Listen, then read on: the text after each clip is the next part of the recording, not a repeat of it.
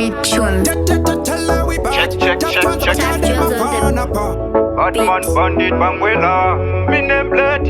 Alright, magambo sama pesa kundi doneza. Asimwari ndiwa chete manongondi changeta. Kupakureri chitango sikapana perera. Baba itinde chado nandiri kukwirira. Magambo saba kundi putzira basi.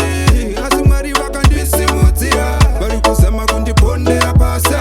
Zino zaramba wana onya. Tona mata timboneta. Kuzikata kundarima. Kuzikata budirira. Bondo tichingori. Tona mata timboneta. Kuzikata kundarima. Kuzikata budirira. Bondo tichingori. Ziwa kuti mwari ndewe munu wese. Mabanditi nyangwe vanokomba. Varo ine mbava. Kananeni vanotondida.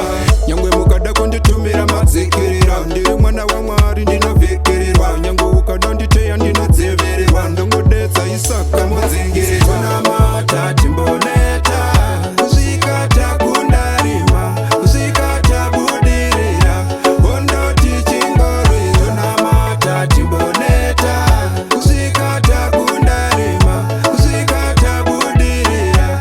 Bondo tichingori. Magambo sama pesa kundidoneza. Asimwari ndiwe chete vanongondi changeta. Kupakureri chitango sikapana perera. Baba itinde chado nandiri kukwirira. Magambo saba kundiputzira pasi. Asimwari vakandisimudzira. Vari kuzama kundipondera pasi ava. Zvino zvaramba ona onya. Tona mata timboneta. Kuzikata kundarima. Kuzikata budirira. Bondo tichingori. Tona mata timboneta. Kuzikata kundarima. Kuzikata budirira. Bondo tichingori. Ziva kuti Mwari ndewe munhu wese. Mabanditi nyangwe vanokomba.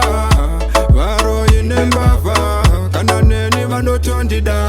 Nyangwe mukada kunditumira madzikirira. Ndiri mwana wa Mwari ndinovikirirwa.